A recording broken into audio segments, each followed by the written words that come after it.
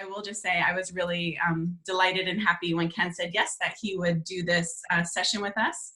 So thank you all for being here. And Ken, I'm gonna time out one thing. We are recording today's session. Your videos will not be on there. It'll just be Ken's slides and Ken, but just want to let everybody know that, okay? Good to go? Great. It's a lot, I can. Hi, everybody. It's wonderful seeing you. And yeah, Amanda and Becca, if you see things in the chat and I miss them, if I miss people's questions, I'm counting on you to keep me topical and keep me honest. It's lovely to be joining you all this afternoon. This is one of my absolute favorite workshops to present. And I'm gonna actually, let's see if we can get it started real quick. La, la, la. Okay. And now I'm going to pull up the chat so I can see that. All right. So hopefully, and because Amanda, you are the only face on my screen right now, not if you're seeing the main slide. You're seeing the main slide, Amanda? Great. Okay. So a little bit of background on this. I was spending a lot of time I lived in Vermont before I moved here to Cleveland in 2013. And there in Vermont, I was the dean of students at a small liberal arts college in southern Vermont, and I wanted to be doing other things. And so I went to the 4th of July parade in Brattleboro, Vermont, which was effectively 4 fire trucks and a drag queen. That's pretty much what a 4th of July parade is in southern Vermont. And they were handing out flyers for the local radio station saying, does anybody want a show? And yes, I want a show. I want a show now. And the only thing I knew about the show that I wanted to produce was that I wanted to call it This Show Is So Gay. That is the only thing I had figured out about this show. I had no pitch. I just had a name. I didn't have any content. The goal with This Show Is So Gay was to do maybe 10 or 15 episodes. And in my dream scenario, I would get 6 or 7 listeners and one of them would be my mom. This Show Is So Gay launched in 2008 and we finished in 2018. Not 10 or 15 episodes. We finished on episode number 430. And by the time the show was all done, we had well over 1 million downloads and listens, and it was an incredible experience. So it taught me a lot about self-promotion. Fast forward to moving to Cleveland, that got into my writer life here. I am a professor of education at Baldwin Wallace University, and certainly there is some self-promotion that has to be done in order to get tenure, but now I have tenure, so I can basically say whatever I want, which is really fun. And then started my writing life here, freelancing for a lot of different publications here in Cleveland. And as Amanda said, I started with writing books. So I've written 4 books in the past 3 years. It's been incredible, but it's taught me a lot about how do you put your work out there in a way that people will actually notice. Literary Cleveland, which is an amazing organization in Cleveland. If you don't know Lit Cleveland, look them up. They host workshops all the time. It's not just for writers. I've hosted podcasting workshops there. Great stuff with amazing talent in Cleveland.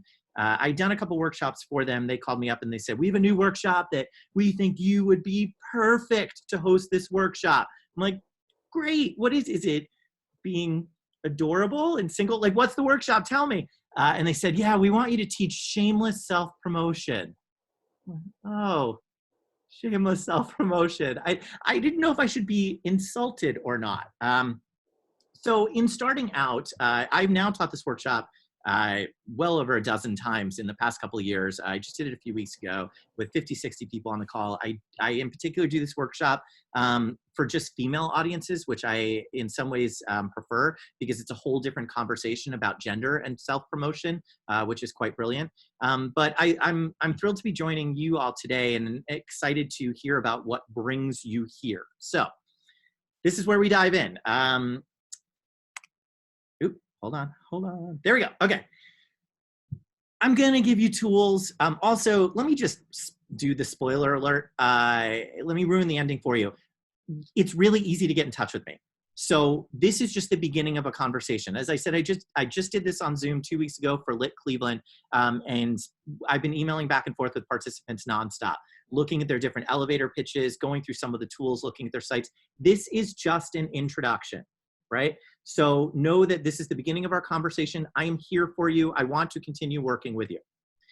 But before we get to the tools, I find it's pointless to talk about the tools for self-promotion without talking about the emotional part, Okay, so in your little Zoom group chat, type it in and know that everyone can see you. How do you feel about self-promotion? So if I say, all right, you got to go do self-promotion, what does that make you feel?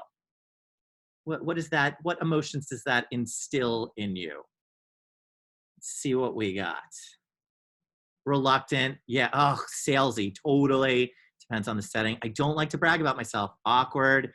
I feel like everyone thinks I'm a jerk is probably one of the best comments I've ever seen. Right, so are you seeing all this, everybody? Like, you have to be phony, a sellout. I love marketing my work, but not so much myself, and we're gonna get to that because there's really no difference between your work and yourself. Vulnerable, yay, JP, no problem with self-promotion. I love seeing that. But you're seeing that there's a lot of different arrogant. Absolutely. We were socialized for the most part. Wait, actually, this is the fun part of having the chat, not having you in the room, is that I'll stop some sentences. Seems like the only way to get promoted sometimes. Yes, that is 100% true. I work with, between all the magazines that I write for and all the publishers that I write books for, there's only one of those that goes out of their way to do the self-promotion. And even that magazine still expects that they want me to be promoting my work as well. So the idea that it's the only way to get promoted sometimes is 100% true. And now that we're in this quarantine situation, promoting yourself is even more important because everybody else is doing it. There is no point to me giving you the tools to do self-promotion if we don't address the emotional part. If we don't address the fact that there are all these barriers that we put in place that prevent us from doing this. I can give you the tools. I can tell you this is how to do it.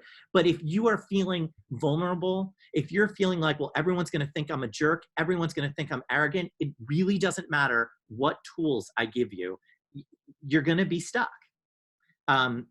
As I said, one of the reasons that I love talking about gender, because there are gender differentials sometimes when we're talking about this, that many of us were socialized to believe that if you are doing self-promotion, then you are being arrogant. And particularly many women who were socialized to be humble, right? And to not speak in that way and to not take up space. And so there, again, all of these barriers that we put into place that prevent us, thank you, right, Jenny? That prevent us from doing this self-promotion. And we have to acknowledge those. One of the things that you need to accept is you can believe in this, right? Like, you can just say, well, I'm just going to succumb to the emotional part. And many times I do as well. And I'm moderately good at doing self-promotion, but there are times where I'm like, I just posted yesterday. And I know this other thing just came up, but I can't possibly post again because people are going to think I'm annoying and they're going to think I'm a used car salesman and I don't want to do it, right? That happens. And there are times that holds me up. We cannot get to the tools unless we at least acknowledge that that there are things, that there are emotional pieces that hold us up. And we're going to get at some of those. Also, if you can't tell, I'm a huge superhero fan, so you're going to see a lot of superhero motifs in this. These are the different pieces of kryptonite that keep us from doing self-promotion. So number one is the emotional part. Number two, tell me in the chat bar, what are you looking to promote? And very succinctly, in 2 or 3 words, what are you looking to promote? Let's see what we got out there today. In the last class, we had yoga instructors and restaurants and just poets, and people had different things. New advertising sales, my walking tour business, wonderful. Yoga and mindfulness, jewelry, my own potential. All right, so here we go. I have this conversation constantly. I'm going to pick on some of you, but know that I do it with love. And so somehow if I say that, it gets me off the hook. It doesn't, but you know, we're not in the same room right now, so I can get away with a little bit more. You need to have a specific thing that you are promoting, right? It has to be an actual thing. I'm going to pair these slides together and I'm going to go back and forth a lot, all right? There has to be a goal, but there has to be a thing. Goal, thing. This seems very basic, and I cannot tell you how often I have this conversation where I have absolutely no idea what it is that someone is trying to promote. Oh, so my unique value. That's a great one, Erin, and I do believe, and we all agree, that Erin has unique value. I don't know if that's a thing, though, that you're able to actually put out there. Robbie's potential. Yes, that is something we would love for you to market, but it needs to be an actual thing. All right. Now, you also need to have a goal. So let me go with the last comment. Hi, Brooke. Right? HIV research studies. By the way, these are 3 very different things. Okay, very different things. Yes, and by the way, Aaron, I'm going to help you define what the heck is. It's going to be good. It's going to be good. So let's look at 3 different things. We have HIV research studies, an awesome LGBTQ friendly church, and a cool neighborhood. Those are 3 very different things. But how do we know? There has to be an actual metric by which you know that your self-promotion is working. Now, I'm going to drop the word shameless for the rest of this. It's interesting that if you walked up to someone and said, you're shameless. First of all, I hope you know them. And second of all, that probably wasn't very nice, because we consider the word shameless to be negative, which is moderately hilarious, because shameless literally means without shame. And yet, to be shameless, oh, he is being shameless in that self-promotion. You just said something negative, and theoretically it should be positive. So I'm going to drop the word shameless just as we move forward. But how will Brooke know if his promotion of HIV research studies is successful, if he is reaching his goal, right? That could be the number of clicks, the number of shares. How would an LGBTQ friendly church, that would have a completely different goal. Maybe that's the number of parishioners.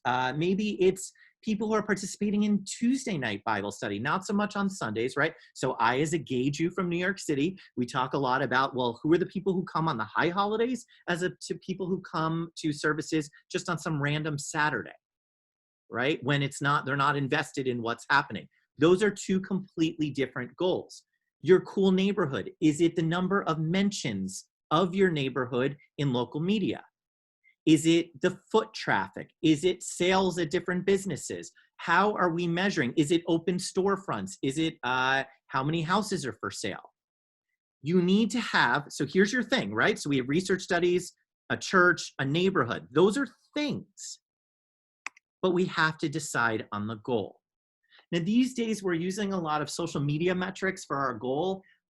You got to be careful with that. You have to be really careful with that, because what are you going for? Again, the key question here is, maybe you have your thing, but you need a way of being able to say at the end of the day, the promotion was effective, okay?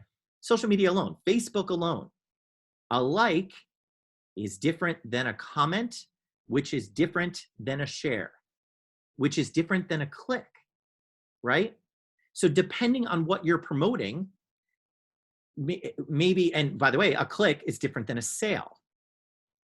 A like might not do much for you, and oh, I got 100 likes. Okay, you didn't sell a book though. So maybe you were going for 100 likes, and that's fine. Shares are great because that promotes it to people that you're not connected to. So that's a very specific thing. Clicks are wonderful because you want to get people to the site that you want to get them to. But clicks are not even sales. All of those are fine, but you need a specific goal. I often hear, because I work with a lot of writers, I just want more people to know about me. That's not a thing, right? And there's no goal there. How will you know if more people know about you? I want Plexus to be on people's tongues more. That's not a thing. Or, sorry, one of my favorite ones, I want people to be more aware of Plexus. Plexus is the thing. People being more aware, that's not a goal. You can't measure that without a specific goal. People attending these networking events, that's a goal. And if that's what you want to correlate to awareness, that's wonderful.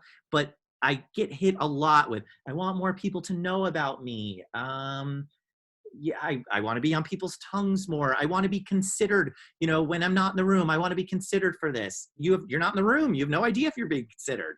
That's not a goal.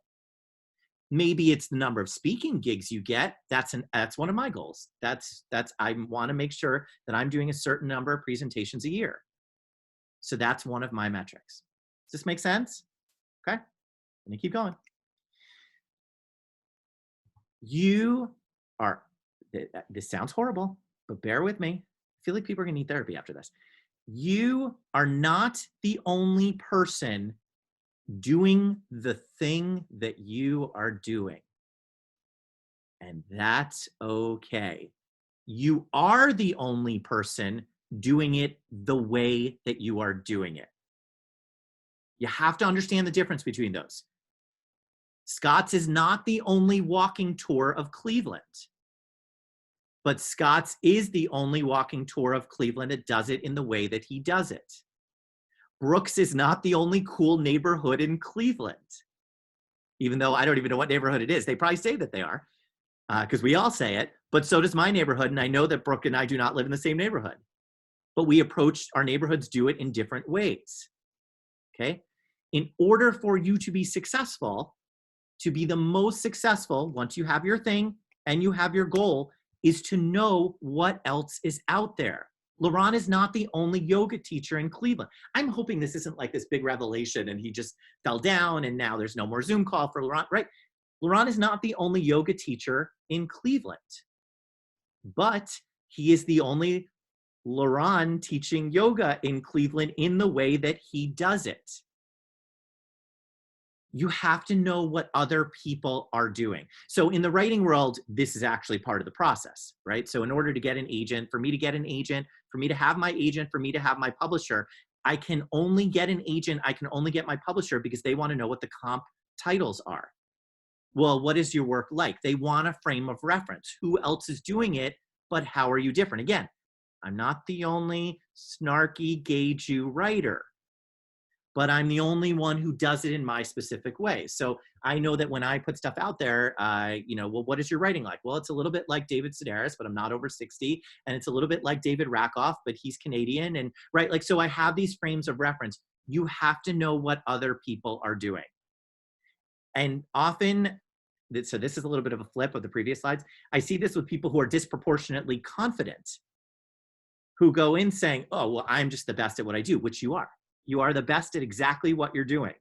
That doesn't mean that you don't need to know what other people are doing. You have to, right? So I'm looking back up. I want to start a blog. Great. What are other people doing? I'm in the middle of starting a new publication. I need to know what other publications out there are doing, other LGBTQ publications, other Ohio publications, so we can put this all together. It doesn't mean you're copying them. It doesn't mean you're losing your individuality, but you have to be aware of what other people are doing and how they are marketing themselves, because you will not stand out. There's always going to be someone with more resources than you. That's not a negative. It's just factual. So you have to know how other people are marketing themselves so that you are marketing yourself in the most unique way possible. Okay? Everybody okay?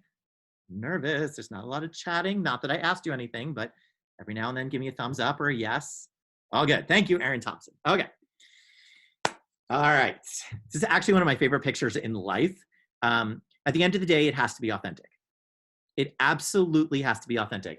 This is one of my favorite stories to tell. So the thing about this show is so gay is that I knew the other comp titles. I knew the Derek and Romaine show. I knew the other shows that were out there, that mine was different. I was endeavoring always with This Show Is So Gay. The goal was to be positive and well-researched. It wasn't to be shady. It wasn't to cut anyone down. No matter what guest I had on the show, I was going to support them. Except once.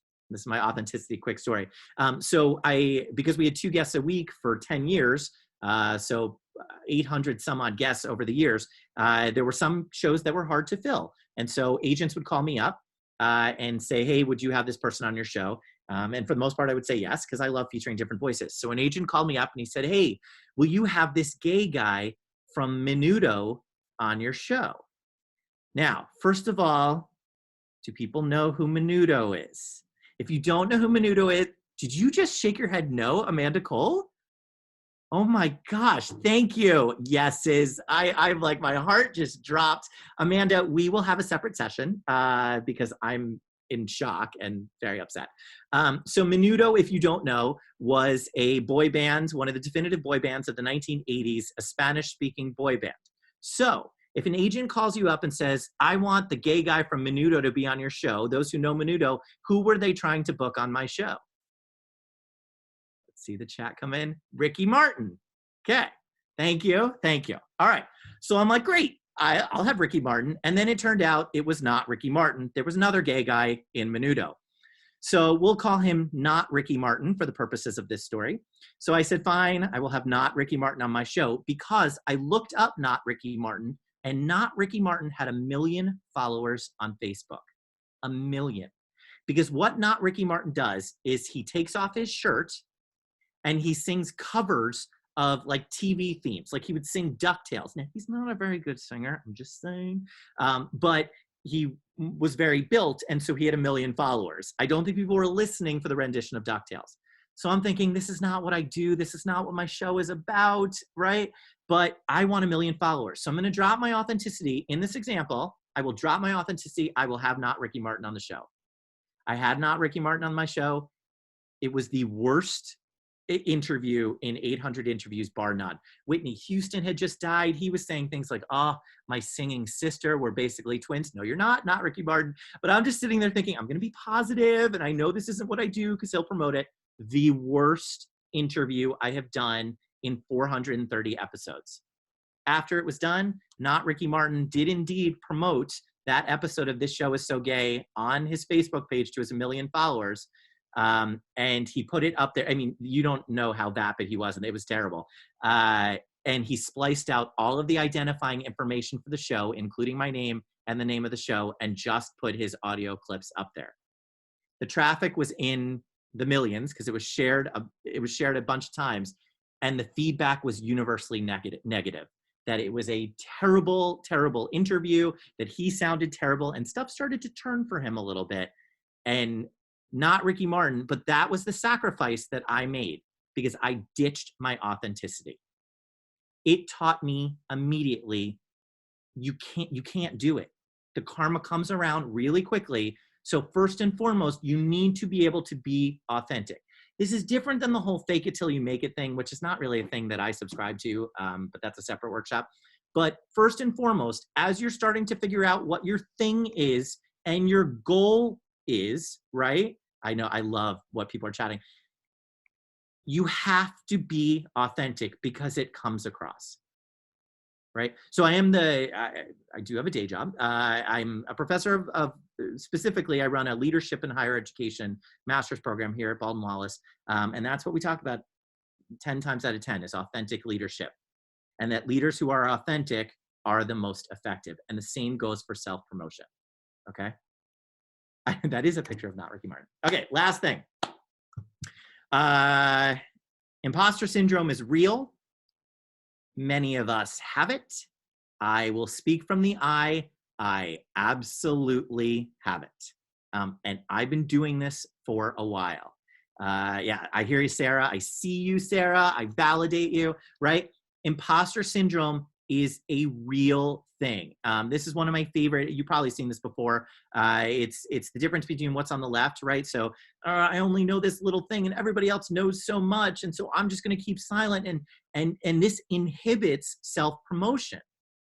Because what happens is, oh, I just realized that PDF we got to upload, which I didn't do yet. It inhibits self-promotion because you stop yourself from promoting because you're thinking, well, someone else is better at this. And someone else is a better yoga teacher and someone else's neighborhood is better. And this HIV study is more comprehensive than mine. And so people are going to think I'm an idiot, or people are going to think I'm an arrogant, or all these different pieces. And so we stop ourselves, right? And I do want to tie these things together. Sometimes this can be really intimidating when you research the comp knowledge, and I get that. But that just means if you're intimidated by what else you see out there, you're forgetting the second half of the sentence, right? The first half was, there are other people who do what you do. That's where you can get stuck with confidence. But remember, the second half was, but I'm the only way who authentically does it in the way that I do it. Right? That circle there in the middle, as are all the other circles on the right, is who we are as authentic beings, right? So we have to acknowledge imposter syndrome. There are great TED Talks out there on it. Again, Imposter syndrome is disproportionately found in women. And so this is a very real gender-related issue. But imposter syndrome is also disproportionately found in marginalized communities. So I don't know of the study of, I'm going to go off on Tremont right now. I'm like, but what about the parking? The parking's better in my neighborhood, right? So I don't know of any studies that specifically look at imposter syndrome and LGBTQ identity, but I'm feeling pretty confident that there is a connection there, because there is with every other marginalized community. I don't say these things, like one day I'm going to go through all these kryptonite slides and I'm just going to say, all right, and that's my workshop, good luck. And that's obviously not the point. But to dive into the tools and not acknowledge that there's an emotional piece of this, that some people don't have it well defined of what they're promoting, that they don't have a specific goal, that they don't know what other people are doing, that they're not coming from authenticity, right? And that imposter syndrome is a real piece of this. If we don't acknowledge those things, right, we will not be effective at self-promotion. It's just true. It will fall apart, all right? Now we get into the fun stuff. All right. Gosh, Amanda, I wish I had uploaded that beforehand, but that's okay. Here we go. Tell me, my friends, so one question that came in do I have one tip to help with imposter syndrome? For me, imposter syndrome, well, the elevator pitch. I know it seems like, well, that's a setup. The elevator pitch is what has helped me with imposter syndrome. So tell me in the chat bar, how many of you have done an elevator pitch before? And tell me when the last time was that you did one. So Rebecca's done one. And yeah. Ken, I uploaded the handout in the chat. So it's there for folks. It's as a Word document, so it should be easy to download.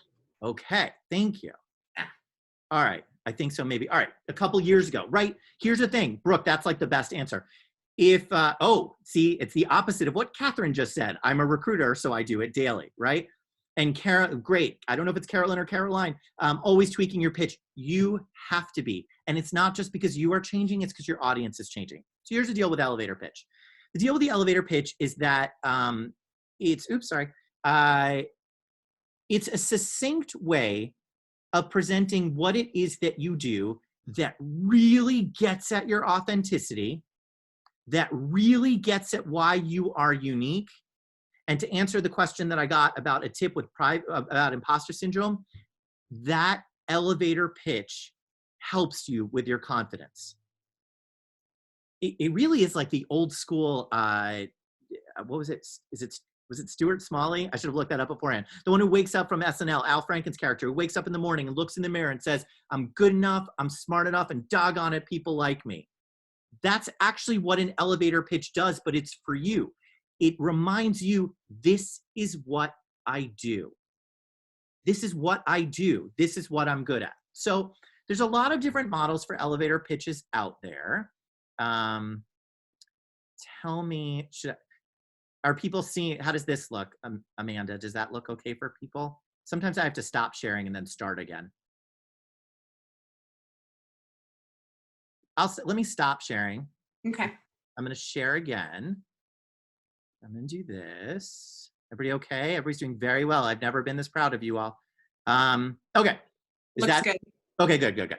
Okay, so an elevator pitch is concisely describing what you do in about 30 seconds, right? Here's the thing. This is critically important for social media, especially right now. Our attention spans are so flippin' short, that's here, and also the competition for space, particularly online, and particularly right now, is huge.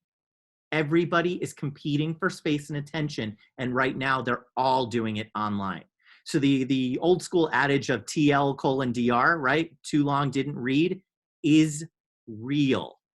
So you have to hook people, and the elevator pitch is one way of doing it. Stuart Smalley, thank you.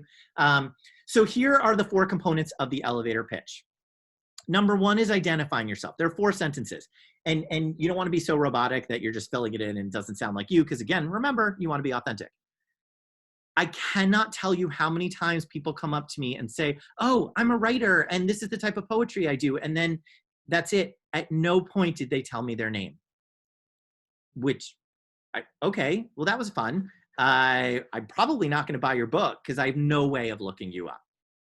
So your name is actually pretty darn important. So my name is Ken. I am a writer who specializes in travel logs for saying yes to the unfamiliar. That's what I do. It can't just be my name is Laron and I'm a yoga teacher, because that's not true. Well, it is true. I hope it's true. But that was only 2/3 of the sentence. Laron approaches yoga. I've never even taken Laron's yoga class, but I'm feeling pretty confident. Amanda, have you taken one from Laron? Amanda has neither. But we feel pretty confident that you, Laron, do it in a different way than other people. And it can't just be, I use this definition all the time, right? Like when I'm talking to students about, I'm a Supreme Court junkie, and the old school definition of pornography from the Supreme Court, if people don't know, right? The Supreme Court said, well, we can't define pornography, but we know it when we see it. That is not self-promotion. It can't just be, oh, well, you'll just know when you get to my class that it's a different type of yoga class. You will feel different. It's different. It's very interesting. Those aren't words. Those aren't real words. It has to be specific, okay? Sentence number 2 is where you're identifying a sense of urgency. Without giving you college credit, let me boil down an entire semester of creating change in society, an actual course I teach, into one sentence. Change does not happen unless there is a sense of urgency. Congratulations, you've now completed my course. I mean, we do other stuff in that course because it's a full semester, but everything boils down to, first, we hate change as humans. We don't like change.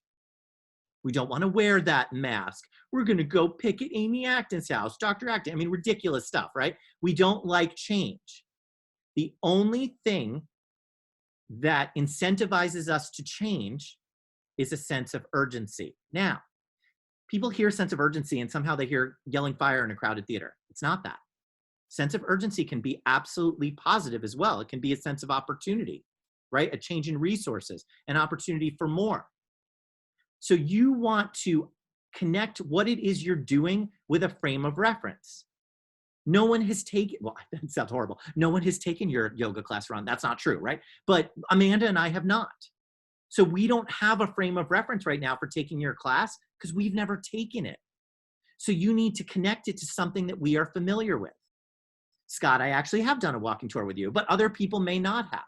So you can't just say, this is my walking tour because, well, I have no frame of reference for your walking tour. It has to be connected to something more. Someone posted earlier, but I'm not going to scroll up, about jewelry, right? I've never bought your jewelry before, but I have a concept of jewelry, so you have to connect it to that.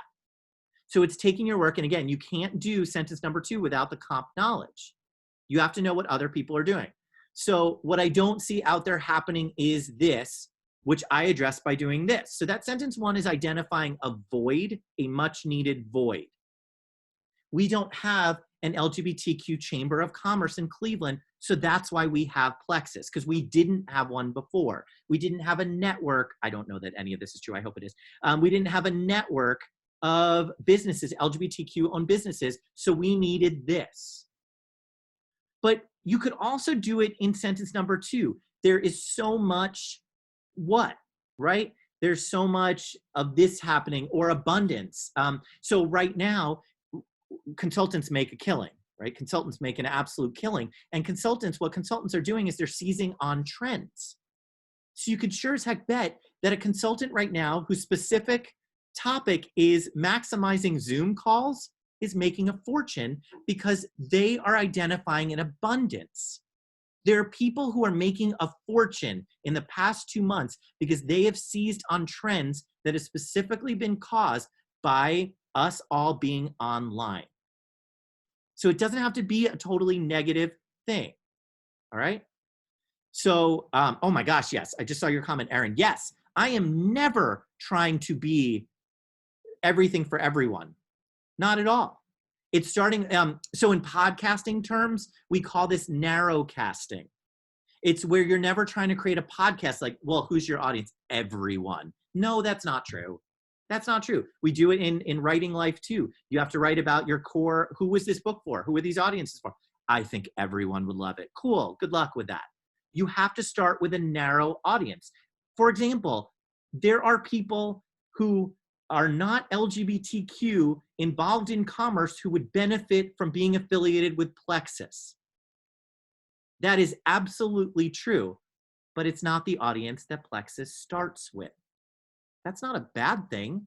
It's just you start with your core audience, specifically who are your core audience, and then you expand from there. Because if you are being authentic and you are providing value, right, that sentence number 2 and a little bit of sentence number 3, then that's how word spreads. But to Erin's point that she wrote in chat, right, you are not trying, you will never win at self-promotion if you are trying to be everything for everyone. You start with a core audience and then you build from there. So right now, as I'm thick in the midst of building this new publication, it is not a publication for all Ohioans. I'm being pushed to, because it's got the word Buckeye in the title, take out the word Buckeye because then you can never go national. I'm not trying to go national with this publication. I want to be on brand. And for me right now, the brand is an Ohio LGBTQ publication. Because right there in sentence number 2, what I don't see out there happening right now is original content for the Ohio LGBTQ community, right? There's so much of this. I had a writer who, in one of these workshops, who her book was, she said, her sentence number 2 was, there is such a lack of civility on Twitter, particularly from those who hold a presidential title, which inspired me to write a book about etiquette on Twitter. And it was a humor book as well, right? So she was identifying an abundance. In this case, the abundance was incivility, or the lack, which was a lack of civility, right? And then that inspired her to do that book. So that's sentence number 2. Connecting it, that's the comp titles one.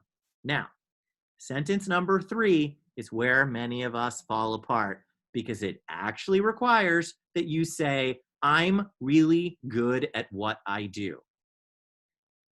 If you've gone through the other steps and you're getting at that authenticity, right? If you determine exactly what Caroline just said, if you determine your thing is not the right fit and you offer to refer them to someone else's thing, I mean, that's great too. And I want us to build more of a network, and you'll see that in a slide later on. But if you are going with your authenticity, sentence number 3 is easier. If you are able to say, okay, here's what everybody else is doing, but here's how I do it differently. What is it that makes Tremont the best? It's not the parking. I'm just saying, right? So, but I say that facetiously, but you're never going to go in with that. You want to go in with saying, well, here's what Tremont does. Tremont has these amazing restaurants, and it's so intensely walkable, right? And walkability is one of I taught a course years ago about why people fall in love with their cities. And the 2 most important, according to all of the research out there, there's a book called For the Love of Cities. The 2 most important criteria of why people fall in love with their cities is 1, walkability, and 2, the degree to which your city supports your efforts to start an organization, to create change. And it's one of the reasons that I've fallen in love with Cleveland. I'm from New York City. I'm not from here. I love Cleveland because I get to walk around, but anything that I try, this city has supported me. Okay? So you need to be able to say what it is that you do differently. I'm different, I'm best at what I do, or everyone else out there does it this way while I do it this way. All the other yoga teachers do it this way while I do it this way. Some of you are college, I know there are college recruiters on the call. You have to have a sentence 3. It would be bizarre if you didn't acknowledge you're at a college fair with all of these other tables. There's all of these other tables. But you need to be able to say, how are we a better fit for this student than the table right next to us? If a college can't say sentence number 3, they will not attract more students. This is the point where I also highlight that elevator pitches can be really useful. This is dating 101. And I'm not even joking. You need to be able to say your name, right? What you're seeing out there happening. Like, you know that there's other profiles out there. If you are engaging in dating right now and you think you are the only prospect, it's not true, and I'm sorry. Speed dating, absolutely. You need to be able to quickly get across, this is who I am. And do I think you should go on a date and say, I'm the best at what I do? Because no, that has not worked for me. But you need to be able to say, well, this is what my strengths are, right? Then it's amazing to me how many people leave off sentence number 4. You actually need to ask people to do something. Let me say that again. You actually need to ask people to do something, and you need to be specific. I'm going to give you an example of this too, because a great friend of mine put out a video the other day that I thought was one of the best elevator pitches. Okay. So who are you? Connecting it to something bigger, why you're the best at what you do, and ask them to do something. People come up to me like, oh, this is what I do, and it sounds amazing, but what do you, I really enjoy my life in Cleveland. I think that this has been an unbelievable opportunity for me, and I absolutely love it here. And one of the reasons I love it here is because the nature of the work that I do allows me to network with so many different people. Because I get to network with so many different people, I'm the recipient of a lot of different pitches. I think people think I'm a little bit more connected than I am, or that I could get their book published and I can't. But they will come up to me and do sentence 1, 2, and 3, and then they will disappear. What do you want from me? Or for those of you who know me, you know that I live not just at Gypsy Bean on 65th in Detroit, but at one specific table at Gypsy Bean on 65th in Detroit. I'm at an entitled place at this point where if someone's in my chair, I get upset. That's a whole different workshop too. I will do, sure. Can you get tea with me? Sure, come meet me. This is where I'm sitting. Let's have tea. And I'll sit there for half an hour and they'll describe what they're working on, but I don't know what they want from me. And so I think I've disappointed any number of people because they didn't get what they wanted. I still don't know what it was. I know that I didn't offer any life-changing perspective. I know that for a fact, but I don't know what to offer because I don't know what's being asked of me. So very specifically in sentence 4, you need to ask people to do something. So to answer the earlier question of what helps with imposter syndrome, I am telling you, this helps with imposter syndrome because you are able to separate yourself. So what we're going to do is, can we just take 3 or 4 minutes? It's 3:50 right now. We're going to go to like 3:54, possibly 3:55. Just work on this on your own right now. So this should be a document you can type into. And just take a stab at this. You're not submitting it. I'm not grading you. But also when things are just on the screen, you don't do them. And this is one of those, I'm not just giving you a frame of reference or a psychological tool. This thing actually helps you, okay? So just take 3 or 4 minutes, 3:55, and do the thing, okay? Work on the 4 sentences. And if you have any questions, I'll be right here in chat. Go.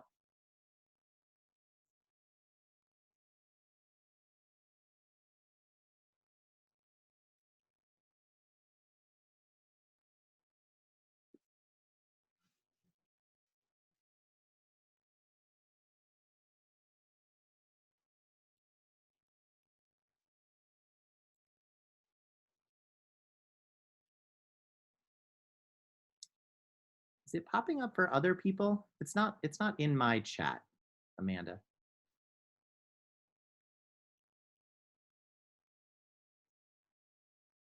People have it? Okay, cool. Perfect. Awesome.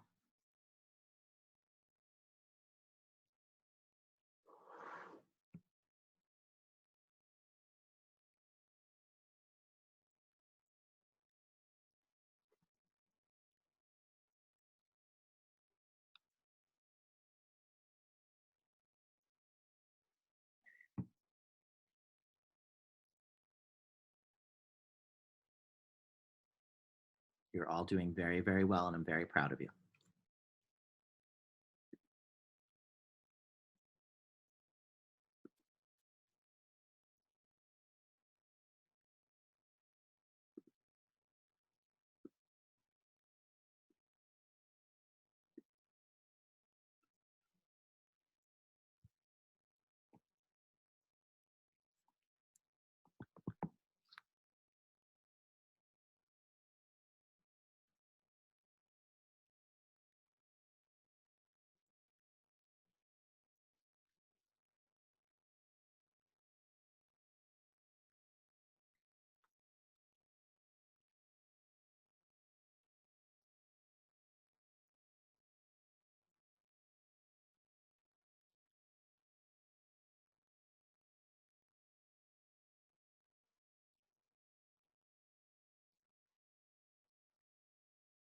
take another minute or two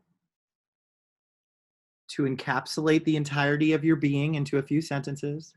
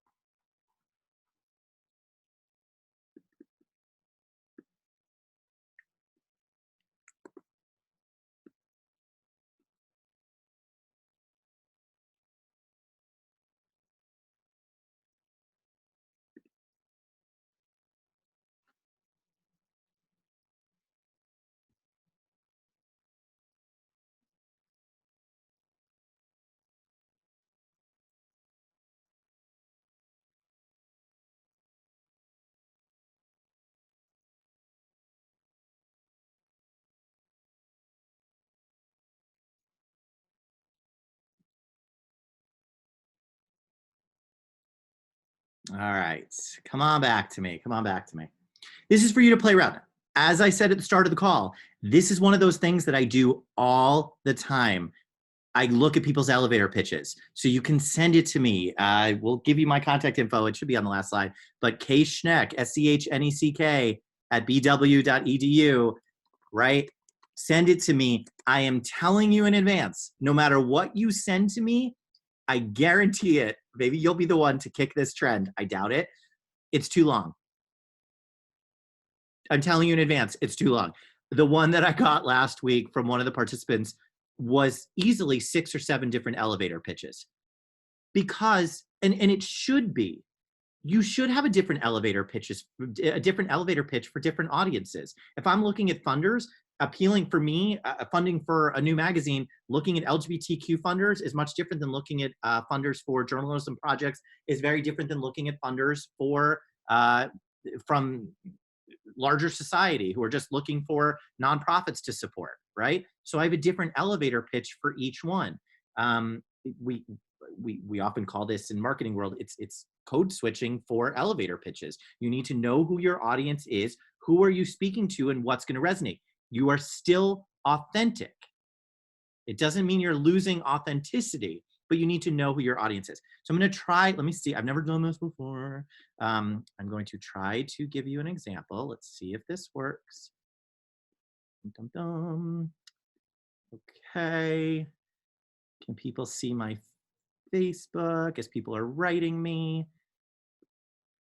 Nod, yes, we're seeing my Facebook. Okay, let me see if this works. Hello and welcome to my channel. My name is Megan Kuhar, and it is my belief that all artists can stay totally true to themselves while still being aligned online. That's why on this channel I share tips and resources and advice and inspiration for growing your creative career in the online space without you feeling phony or braggy or narcissistic about it all. I'll help you get motivated and productive and strategic about growing your creative business. So make sure you click subscribe. I post new videos every Friday. So I will see you soon. Right? So you saw she went through all 4 sentences. She told us exactly what to do at the end. People say things like, oh, so check me out. That's not a thing.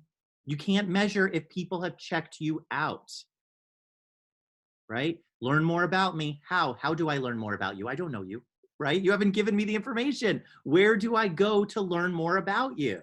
Check out one of my classes. When are your classes? Where do I get more information about your classes? I'm pretty sure, I don't know, maybe Laurent is doing yoga classes on demand. I don't know, because we need to know that information. So she described what other people are doing. She identified a problem about people not feeling braggy, right? They don't want to feel braggy. She told us exactly what to do. Make sense? Okay. Any questions about the elevator pitch? I have 8, 10, I have tons of elevator pitches. It depends what project I'm working on. It depends which Ken. The professor Ken is much different than the writer Ken, which is much different than the radio Ken. These are different Kens, which is much different than my parents' youngest son Ken, right? I have an elevator pitch for when my parents ask me, how are things going? That's a whole elevator pitch right there, in which I also tell them at the end, please buy my book. Got to get your sales. Any questions? Questions about elevator pitches? You guys are doing so great. Technology determining how technical the person is. Yeah. Yes. Oh my gosh. Yeah. If you're working with technology, like there's just stuff that's going to be over my head. And so tell me what that means. What is that going to, what I say to my students all the time? Great. What does that look like? How do we operationalize that? Because we just are different types of learners, right? Where there are visual learners and there are oral learners, right? And so you have to have different ones that play to different people. One of the first, when my travelogue came out in 2017, it was awesome. I got to travel across the country and do these readings.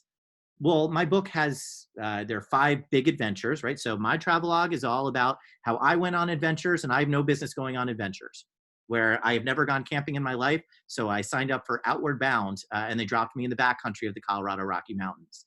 I've never pedaled more than 15 miles in my life before that point. So I signed up for a 450-mile bike ride over 5 days, right? So I can sell it really quickly, but there are all these different stories in the book, depending on, so each author appearance is an elevator pitch.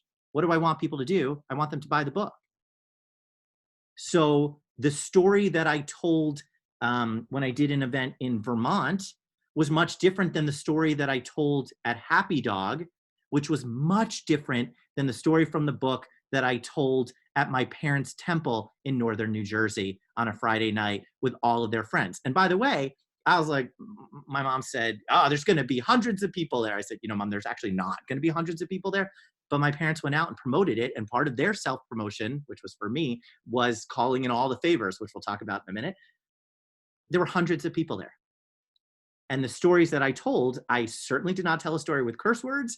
I certainly did not tell the story in the book that's maybe a little bit critical of Judaism, but it was a much different elevator pitch because you have to know your audience.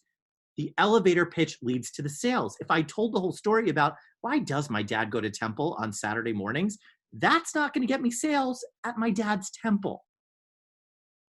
And so you can't just have one elevator pitch. I'm going to keep picking on Laurent because he's right in the middle of my screen, right? You need to have a different elevator pitch from someone who has a yoga practice, right? Someone who yoga is part of their life and they practice every single day, as opposed to me. And I reached out to you and I said, I don't do anything, right? My downward dog is just laying down, right?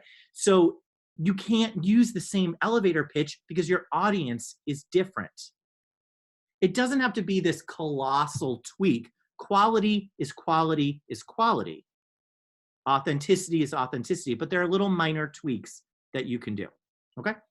All right, everybody okay? Someone has a 4 o'clock meeting. Oh, well, thank you for your time. Erin, it was good seeing you. People are starting with their pitches and work on this and send it to me. Email me your pitch. I will first tell you that it's too long because it probably is. And then we'll work on tweaking it. Yeah, that last one, I just couldn't figure out what she wanted. She wanted more followers on her Instagram, or I could figure it out, but they were all different things. She wanted more followers on her Instagram. She wanted to be booked as a speaker. The audience was confusing to me, whether it was Black preteen girls, but then later on, it was clearly for a wider audience. Everything was true. Everything was authentic, but they can't all be in the same elevator pitch because they're not the same. Make sense? Okay. You're all doing very, very well. Okay. Back to the PowerPoints. Okay. From current slides. That's our elevator pitch. Okay. Let's get into some more technical tools. If you don't have a website, and again, this is where some of you are just at different places. Also, I need the chat bar. All right.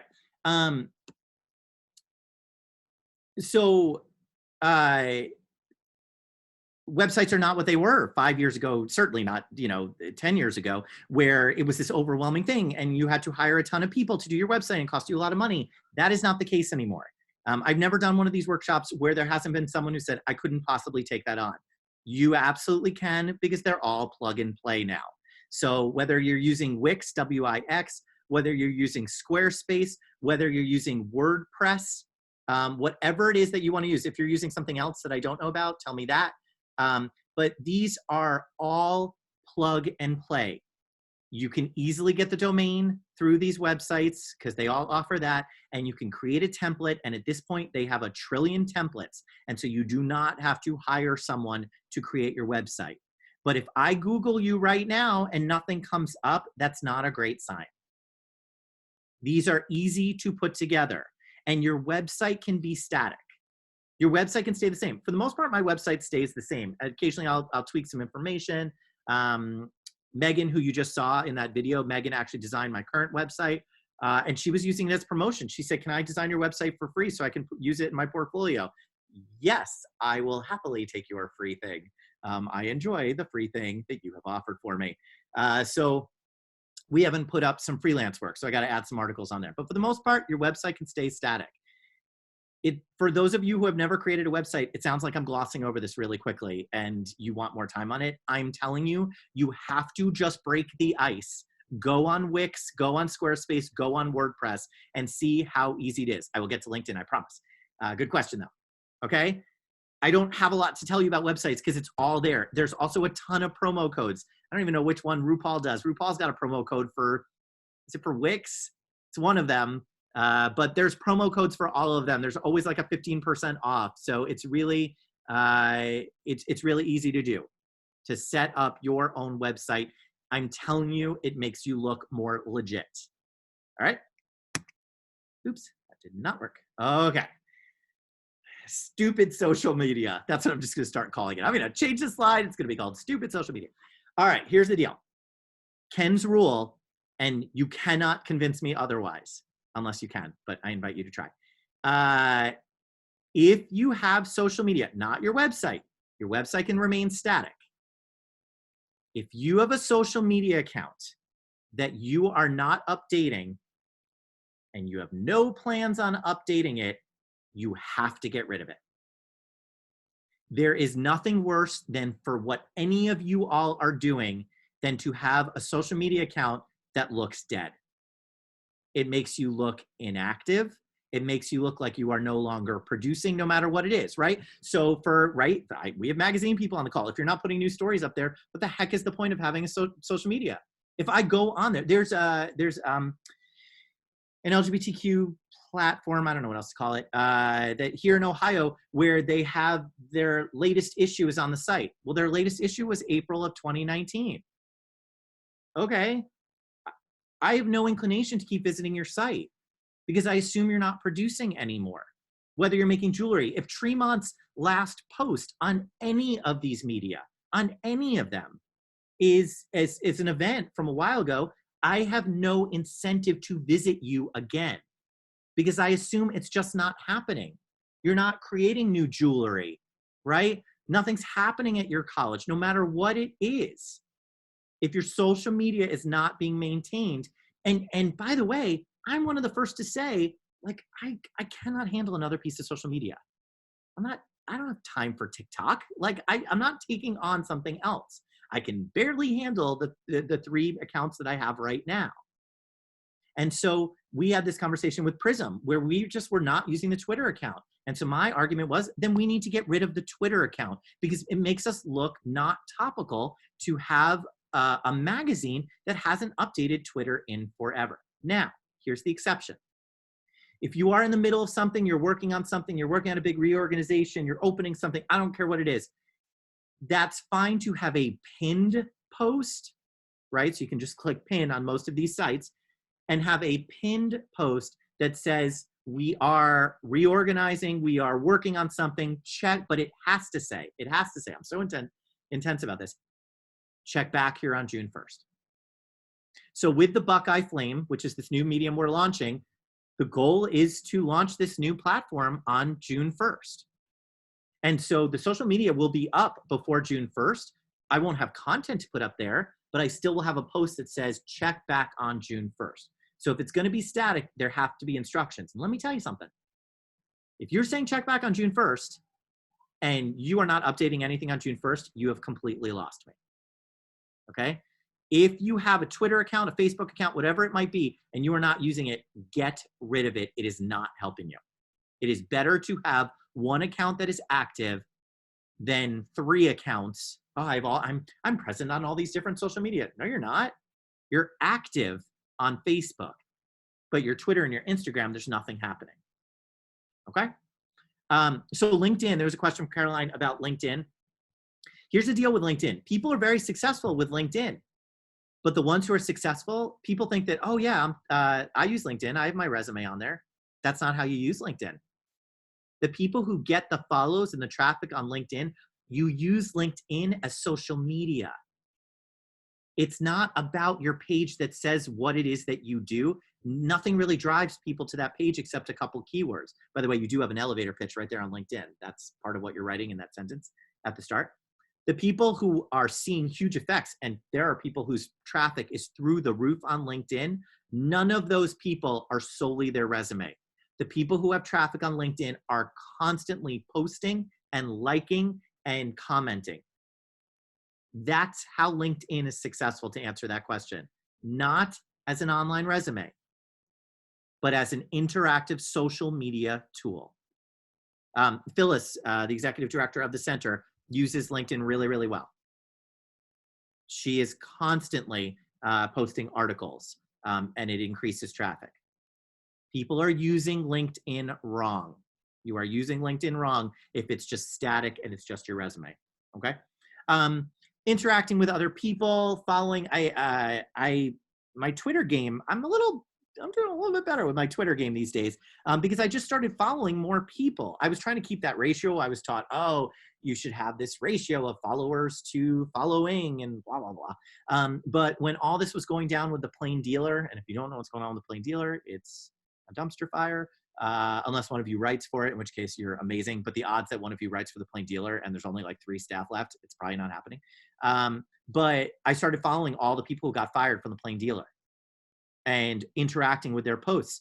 And one of them, who I don't know at all, who's this unbelievably award-winning journalist here in Cleveland. Really, she's one of the most well-respected journalists in Cleveland, in Ohio. I was following her, I was commenting, and then when I was putting together this board for this new publication, I just wrote to her and I said, hey, I know you don't know me. And I wrote to her through Twitter, but is there any way you would consider being on this board? And she was the first one to say yes, and she said yes immediately. That was through social media and through those interactions. Follow people you admire, interact with their posts. It's unbelievable how they will follow you back. I'm just looking. I have like a page on social media. I can send you my notes. Photos and videos always get more traffic. Always, always, always. But uploading them directly. If you're posting something on Instagram, I know it seems really easy to then just click on Facebook, share this to Facebook. Don't do it. I do that for Twitter, but not for Facebook. They're in competition with each other, folks. Facebook is competing with Instagram, which is competing with Twitter. And so the algorithms are set up so that if and is competing with YouTube. You share the link. So you have a video, you put it up on YouTube. Me, right? One of my weird pieces of my life in Cleveland is hosting burlesque shows. So me hosting a burlesque show, a clip of that on YouTube, me posting that link on Facebook gets astronomically fewer views, astronomically, than uploading that video directly to Facebook. They are set up to compete with each other. I know it's much easier to just click one box and it posts across. That's fine for some of your static quotes or simple text, but for photos and for video, posting them directly to the sites, even though it's an extra step, does increase your traffic. Okay? So they are in competition and you need to, right? You need to post directly. You need to post directly. You can use Hootsuite to schedule your posts so that you don't have to be on call 24/7. That's pretty much it for that. Again, we have a brief amount of time together. Social media is a whole day. Walk away with remembering, if you're not using it, get rid of it because it makes you look not topical. It makes you look inactive. Follow people that you like. Be interactive, and post directly to these sites. It really makes a difference. Okay? Okay, email. Every single email that I send, and holy crap, are we sending a lot of emails these days, and normally anyway, every single email I send is self-promotion, because right there in my signature is a link to my website. Sometimes I'm a little bit more specific. My Cincinnati book is coming out in a few weeks, and so maybe I'll change the signature to say, order my Cincinnati book at this. Every single email I send is promotion.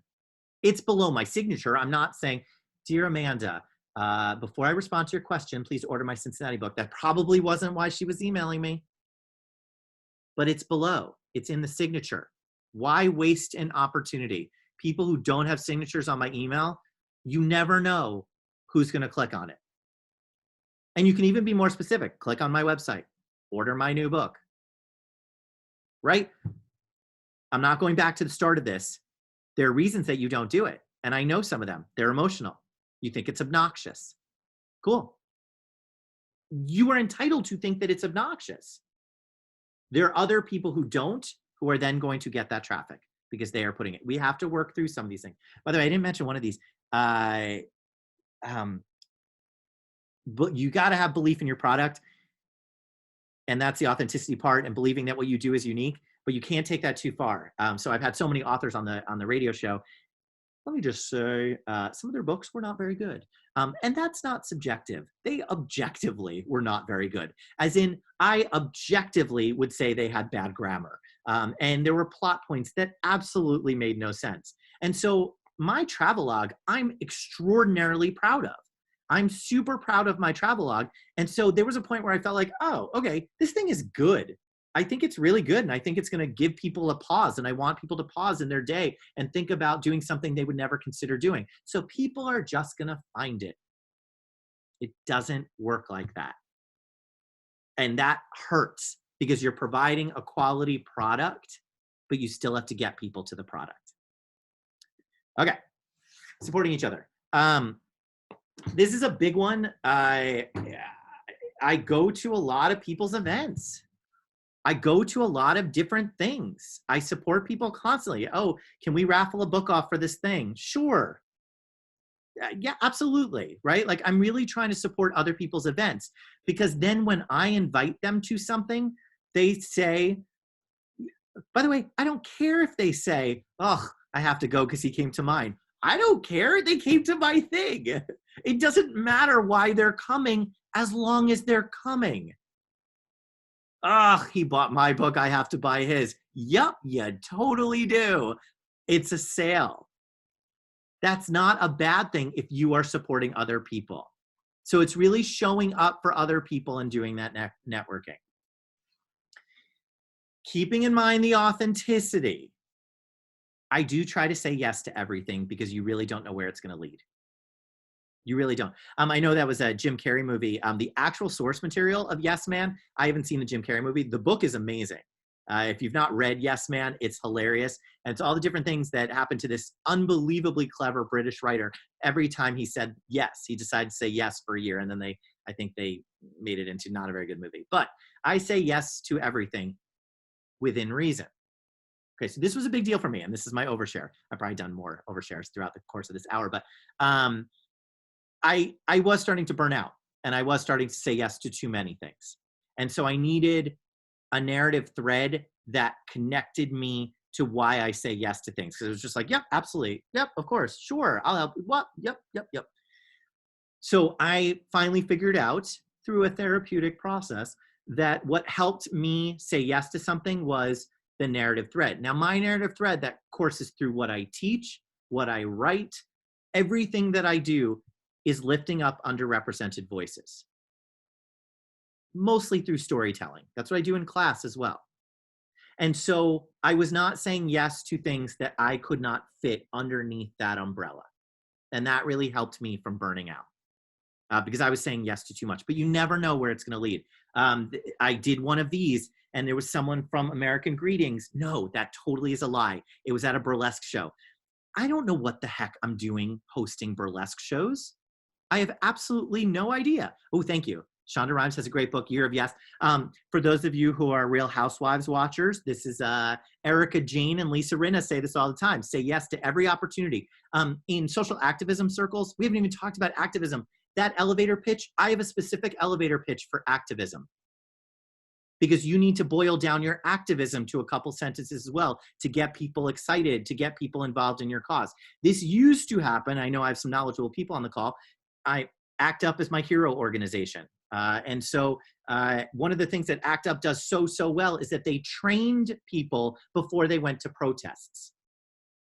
So that if someone from the media stopped you, any one of us, we were all saying the same thing about prescription drug prices, about President Reagan not saying the word AIDS, right? We all were on the same page so that we were all someone the media could see as a source. Well, now that's not the case, and those trainings aren't really happening. So maybe I'm having something on climate change. All right, let's all meet, not now. Don't everyone go downtown now. We're not supposed to do that.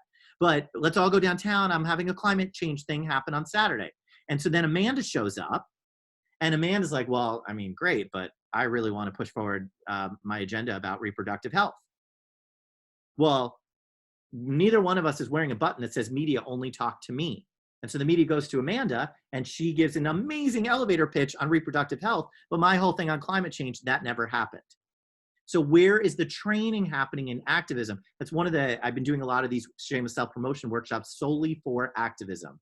And it's a whole different tweak on this. And same thing for supporting each other, right? Supporting intersectionality, support other people's causes, because what are we always doing? Oh, why didn't people show up for me? Well, did you show up for them? Did you go to their rally? Because if you're not, you're always going to get the same people. So you actually do need to show up for other people, okay? So the burlesque life has been hilarious. I've since become an ordained whatever. I think you can choose the title. Rabbi is what I chose because I think it's funny. My dad did not think it was funny. But I've now performed like 6 or 7 weddings of only people who have come to burlesque shows that want me to perform their wedding, which is bizarre, but I think it's hilarious. Well, at one of these, at hosting a burlesque show, someone said, oh, I work for American Greetings. Can you come speak to American Greetings? So I said, sure. They said it's going to be just for 15 minutes for 50 people. So I showed up and I was just going to do 50 minutes on shameless self-promotion for 50 people. It was 500 people. So that was wrong. If you've never been to the American Greetings, I don't think you can just walk right in.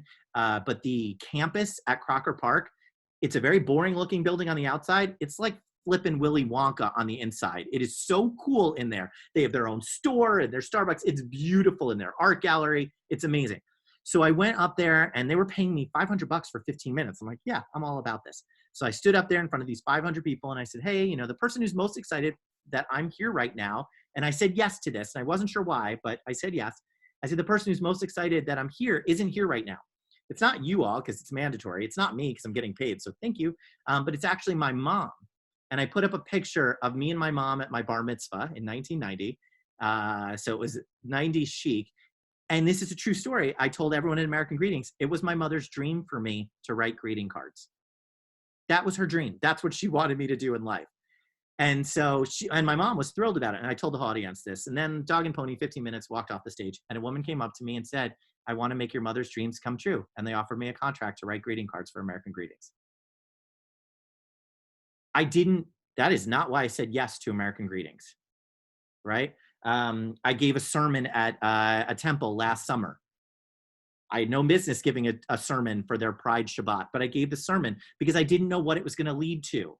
And I think I had some comment at the end about, you know, and for those of you out there who have a single gay son or grandson that's age appropriate, you know, think of me. And I totally got set up. It didn't go well. But the thing is that I said yes to everything. Okay. Keeping it in your narrative thread. Using your birthday is a really great thing, particularly on Facebook. It's great that everyone's posting. Also, the algorithms mean that you are getting more traffic.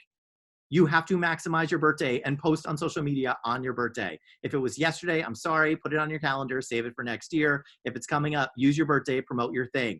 But again, you need to have your elevator pitch down, and it has to be short because you got to tell people what to do.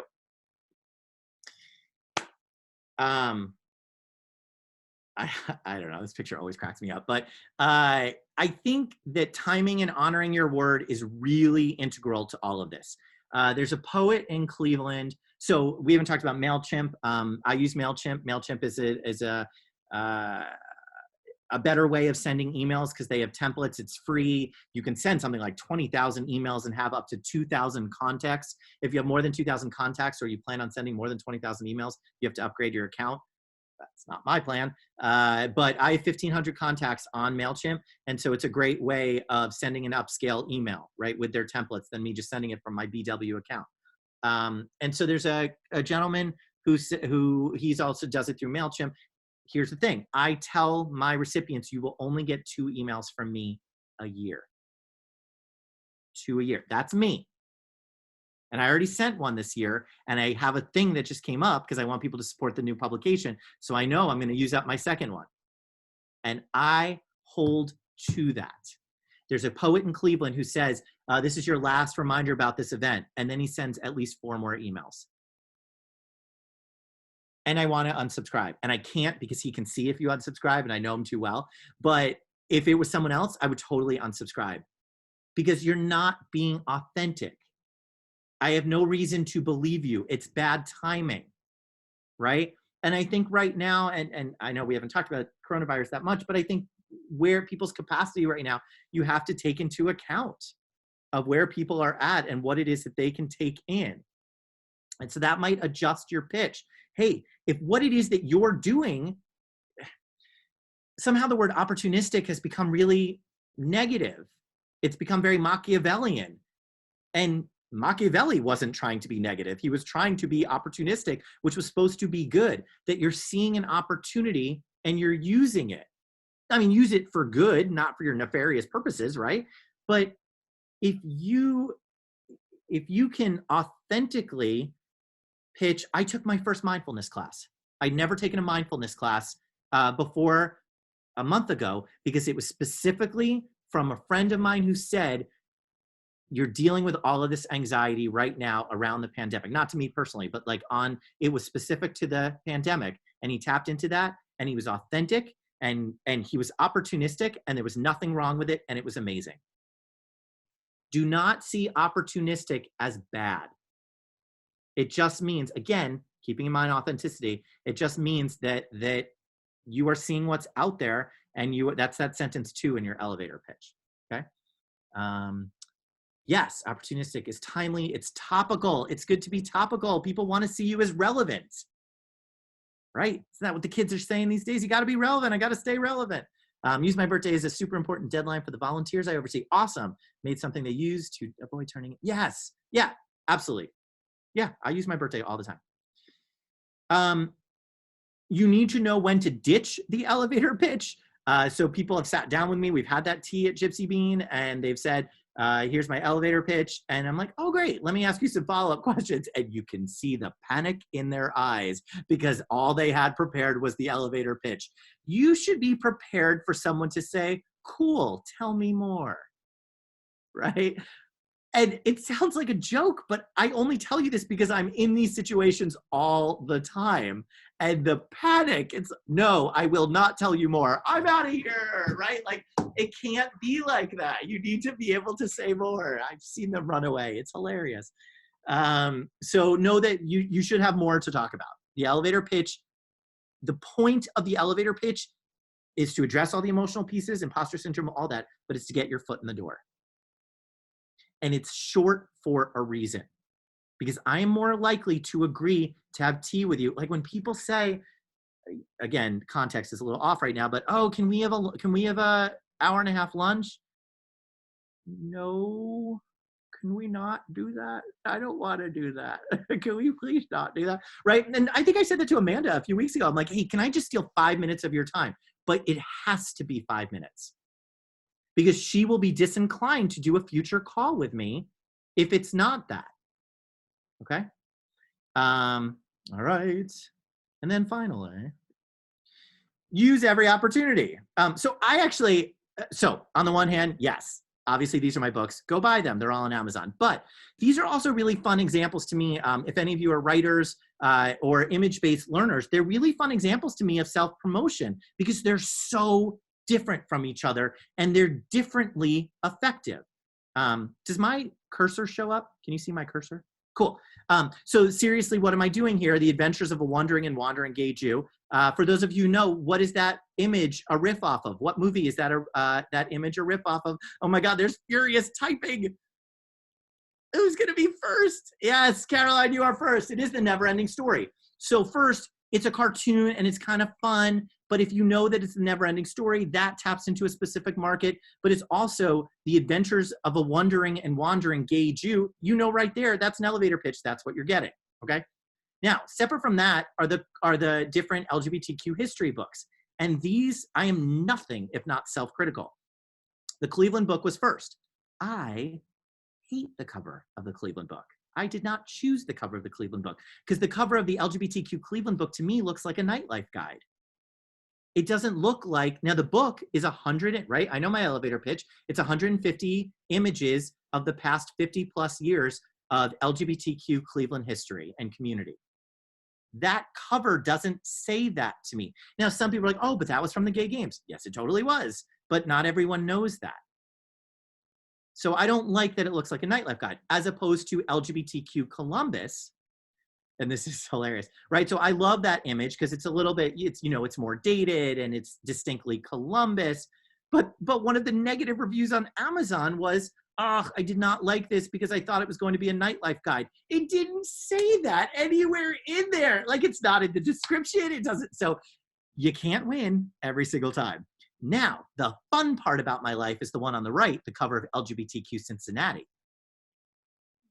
Cincinnati was a nutty place to put together this book. It was a lot harder than Cleveland and Columbus. It's a much different community. If you don't know about Article 12 in Cincinnati, pick up the book because it's an unbelievable history. Cincinnati is the only place in the country that passed an ordinance that took away rights. And they are the only place in the country when every single LGBTQ ballot measure failed in 2002. I'm going to get the date wrong. It was 2002 or 2004. I apologize that I don't remember. But by the book, the only LGBTQ ballot measure that passed in the country was in Cincinnati. The only one. Okay. So Cincinnati has a fascinating history. But I knew that the cover, now I see these as a accumulation of, this is my gay Lord of the Rings trilogy. This is all I got, folks. So I love these three together. So we have a building, we have these people, but then I'm like, well, hello. I don't know if you guys know this, but there are these amazing creatures called lesbians. And so I wanted lesbians on a cover, right? Like, and not even just lesbians. I actually don't know the sexual orientation of these women, but I wanted women on the cover. But I knew that it was going to piss people off, and it sure as heck did. So there are all of these gay men in Cincinnati who, when the cover was released a few weeks ago, are like, I don't want to get it, which is fine. I don't really care. Just tell a lesbian, and hopefully they'll pick it up. But an image, if you're right, the image that you use, the logo, the icon, for me, it's book covers. Those are an elevator pitch. And they are going to appeal to different people. And so if your logo says nothing about you, right, or the main image that you have, one of the cool things about Facebook, on social media, or on Twitter, well, actually on Facebook, your logo, your icon can be a video, which is awesome. I actually, again, I don't know all the things. I didn't know that until recently. And so a lot of the burlesque shows have been putting previews up in the event, in the logo for the event, which is amazing, because a video can tell your story, as you saw Megan did.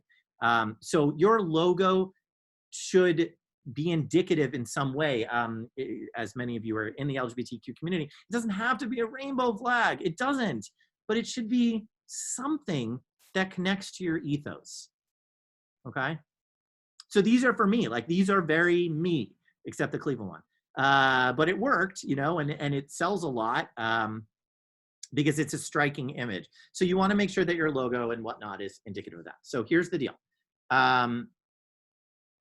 Yes, it is. Well, so Brooke's comment about, and your ability to write about a place you don't live seems as complicated. Yeah, but I've had to have an elevator pitch to get into these communities. So to get trusted, to gain some trust in Columbus and Cincinnati, I had to explain to them what these books are all about. I was actually going to write the Pittsburgh one, but I got some pushback because they said, well, why are you the one writing it? I don't have to be. You guys can write it. I don't know that they are, right? And also, I don't know if you guys know this, but I'm definitely a white male. I teach mostly about race. Most of my courses are about power, privilege, and difference. And so I am taking up space. I've been taking up all of this, an hour and a half of your space. And so I'm really conscious about the space that I take up and the ridiculous amount of privilege that I have. And by me taking up that space, that means someone else, right? Although I don't believe in a deficit model and I want to believe that there are as many seats at the table as we can create, I also know that specifically right now, my speaking means that your microphone is off. So I am taking up this space. So I need to be able to sell what it is that I do in a way that acknowledges that I have an astronomical amount of privilege, but how can I use that privilege to do good? I don't know if you can actually see my wall behind me, but that stays up. I have a tattoo that says do good on my arms. Doing good, that's what I say at the end of every single class, is do good things and make good choices. It's become kind of a joke, but I really believe it. So I've had to refine my elevator pitch so that I'm acknowledging my privilege, I'm acknowledging my power, and knowing when to step back and say I'm taking up too much space right now. So that's been a big piece of it for me. That's particularly true in activist circles too. We see that with boards, right? So maybe the employees of an LGBTQ organization are extraordinarily diverse, but some of those boards are just still these white men.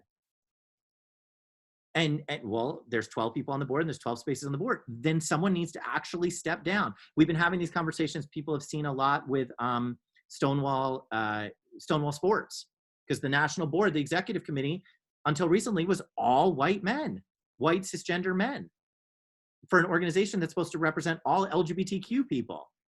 Where are the L's and the B's and the T, right? Like, or people of color, what's happening, right? So all of this is to say that you really, in my elevator pitch, I'm very authentic about it. I acknowledge the privilege that I have. And again, I have my narrative thread of always lifting up underrepresented voices. So here's the end of the story, because I'm already over. And by 5 minutes, that's so not like me, sorry. See, I'm not being true to my word. I'm super easy to get in touch with. I will type my email address again here. Oops, that didn't work because I sent it to someone who's not on the call anymore. Just reach out to me, Stonewall Sports. Reach out to me, send me an elevator pitch. If you have questions, that's what I'm here to do. I have a lot of free time because it's finals week and I don't start school again until September.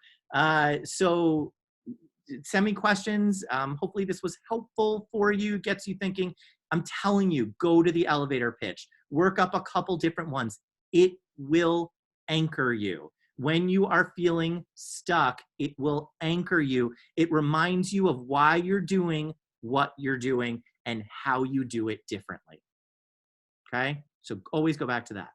Amanda, I turn it back to you. I'm sorry, I'm over. I think that's okay. People have stayed on, and folks that had to leave, they let us know that, but everybody is very happy to be here. I think that we all had a really great time. I really appreciated the elevator pitch. So Ken, thank you for saying yes to this. Thank you for saying yes to so many things that you say yes to. Thank all of you for saying yes and joining us. Mm-hmm. Yeah, Plexus is such a great example because it's like, well, it's self-explanatory. We're in a chamber of commerce for LGBTQ, right? But there are more sentences than that. And so it's not a really specific name or tagline, but still there's a way that you do it. So I'm thrilled. Well, I think that y'all will be seeing our improved pitch soon in our Facebook, and I'll probably kill my Twitter because I don't know how to use it. But all that to say that we're really thankful to be here. And what I would like folks to do is to please, if you enjoyed this in the Facebook event, then please say so. Follow us on Facebook. So that's really where I'm able to update all of these events right now. And share it with other people. Ken, you did a really great job. It was nice to see it in all those groups.